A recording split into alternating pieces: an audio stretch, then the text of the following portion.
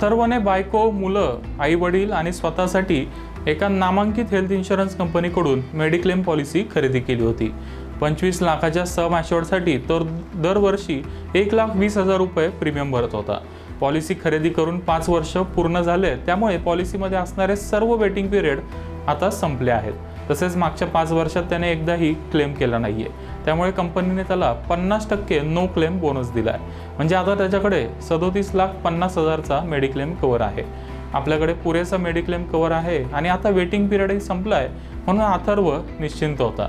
मात्र अचानक एके दिवशी त्याच्या वडिलांना हार्ट अटॅक आला आणि त्यांना हॉस्पिटलमध्ये ॲडमिट करावं लागलं। सुरुवातीचे काही दिवस ते ICU मध्ये होते, नंतर तब्येतीमध्ये सुधारणा झाली आणि त्यांना रूममध्ये शिफ्ट करण्यात आलं। 20 दिवसानंतर त्यांना डिस्चार्ज मिळाला। हॉस्पिटलचं बिल 15 लाखाच्या वर गेलं होतं, पण आपल्याकडे मेडिक्लेम पॉलिसी आहे म्हणून अथर्वला बिलाची काळजी नव्हती। नंतर त्याने क्लेमसाठी इन्शुरन्स कंपनीकडे अर्ज केला, पण कंपनीने त्याचा क्लेम रिजेक्ट केला। आपला क्लेम रिजेक्ट झाला आहे आणि आता हे 15 लाख रुपये आपल्याला मिळणार नाहीत हे ऐकून अथर्वला धक्का बसला। कंपनीने क्लेम रिजेक्ट केला, पण कंपनी विरोधात आपल्याला कुठे तक्रार करावी लागेल, तक्रार करून न्याय मिळेल का आणि त्यासाठी किती खर्च येईल, असे अनेक प्रश्न अथर्वच्या मनात आहेत। चला तर मग या प्रश्नांचे उत्तरं जाणून घेऊया। बऱ्याच इन्शुरन्स कंपन्या सुरुवातीला ग्राहकांना आपल्याकडे खेचण्यासाठी कमी प्रीमियम आकारतात, तसेच आकर्षक फीचर्स पॉलिसीमध्ये ॲड करतात। मात्र नंतर क्लेम वाढायला लागले की कंपन्यांना नुकसान होतं। हे नुकसान कमी करण्यासाठी कंपन्यांकडे 2 पर्याय असतात। प्रीमियम वाढवणं हा एक पर्याय त्यांच्याकडे असतो आणि दुसरा पर्याय म्हणजे क्लेमसाठी जास्त पैसे खर्च न करणं। जर प्रीमियम वाढवला तर ग्राहक नाराज होतात आणि पॉलिसी पोर्ट करतात, त्यामुळे कंपनीच्या व्यवसायावर नकारात्मक परिणाम होतो। हा पर्याय शक्य नसल्यामुळे कंपन्या क्लेमवर होणारा खर्च कमी करण्याचा प्रयत्न करतात। क्लेम आला की कोणता तरी नियम दाखवून तो रिजेक्ट करण्याचा त्यांचा प्रयत्न असतो। पॉलिसी खरेदी करताना तुम्ही माहिती लपवली किंवा हा आजार पॉलिसीमध्ये कव्हरच होत नाही असे कारण देऊन क्लेम रिजेक्ट केले जातात। क्लेम मिळणार नाही म्हणून आपण उपचार थांबवू शकत नाही। बचत मोडून किंवा कर्ज काढून आपल्याला उपचारासाठी खर्च हा करावाच लागतो। एका बाजूला दरवर्षी मेडिक्लेमचा प्रीमियम भरा, नंतर क्लेम नाही मिळाला म्हणून कर्ज काढा आणि पुढचे वर्ष अनेक वर्ष EMI भरा। हा सगळा उद्योग नागरिकांना करावा लागतो आणि विनाकारण मनस्ताप होतो। आपल्या बाबतीत असं होऊ नये यासाठी आपण काही काळजी घेऊ शकतो। हेल्थ इन्शुरन्स खरेदी करताना सगळ्यात पहिला मुद्दा आपण लक्षात ठेवला पाहिजे, तो म्हणजे हेल्थ इन्शुरन्स ही काटकसर करण्याची गोष्ट नाहीये। प्रत्येक वस्तू किंवा सर्व्हिस स्वस्तात कशी मिळेल याकडे आपला नेहमी प्रयत्न असतो। प्रत्येक गोष्टीत काटकसर करणं ही इंडियन मेंटॅलिटी आहे।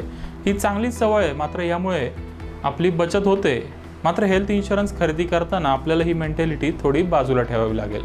स्वस्त मिळणारी हेल्थ इन्शुरन्स पॉलिसी स्वस्त असते कारण त्यात फीचर्स कमी असतात। सगळे आजार जर त्या पॉलिसीमध्ये कव्हर झाले नाही तर नंतर क्लेम रिजेक्ट होऊ शकतो आणि मग खिशातून पैसे भरण्याची वेळ येते। त्यामुळे प्रीमियमवर थोडे जास्त पैसे गेले तरी हरकत नाही, पण चांगली मेडिक्लेम पॉलिसी खरेदी करा। दुसरा महत्त्वाचा मुद्दा म्हणजे एजंट किंवा रिलेशनशिप मॅनेजर हे लोक पॉलिसी विकण्याची घाई करतात। त्यांना त्यांचं टार्गेट पूर्ण करायचं असतं, त्यामुळे काहीतरी करून पॉलिसी विकायची एवढंच त्यांचं ध्येय असतं। मात्र त्यांची ही घाई आपल्याला महागात पडू शकते। त्यामुळे समोरच्याने कितीही जरी घाई केली तरी आपण सगळी माहिती घेऊनच पॉलिसी खरेदी केली पाहिजे। तसेच कधीही ब्लँक फॉर्मवर सही करू नका। फॉर्म आधी व्यवस्थित वाचा, तो फॉर्म स्वतः भरा आणि मगच त्यावर सही करा। त्यानंतर फॉर्मची झेरॉक्स काढून ठेवा। पॉलिसी इश्यू झाल्यावर काही कंपन्या फॉर्मची कॉपी आपल्याला देतात। आपण भरलेला फॉर्म आणि कंपनीने दिलेला फॉर्म एकच आहे का त्याची खात्री करा। जुन्या आजाराची माहिती फॉर्ममध्ये भरली नसेल तर क्लेम रिजेक्ट होऊ शकतो। बरेच लोक 500-1000 रुपये वाचावे म्हणून ऑनलाईन पॉलिसी खरेदी करतात। आपल्या पॉलिसीवर एजंट पैसे कमवतो म्हणल्यावर बऱ्याच लोकांना ते सहन होत नाही। केवळ एजंटला पैसे मिळू नये म्हणून बरेच लोक ऑनलाईन पॉलिसी खरेदी करतात। मात्र क्लेम मिळवताना हाच एजंट तुमची मदत करू शकतो।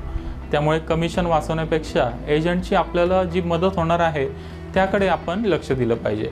फॉर्ममध्ये जुन्या आजारांची माहिती व्यवस्थित भरली असेल, चांगली पॉलिसी खरेदी केली असेल आणि एजंटने व्यवस्थित सर्व्हिस दिली तर क्लेम रिजेक्ट होण्याची शक्यता खूप कमी असते।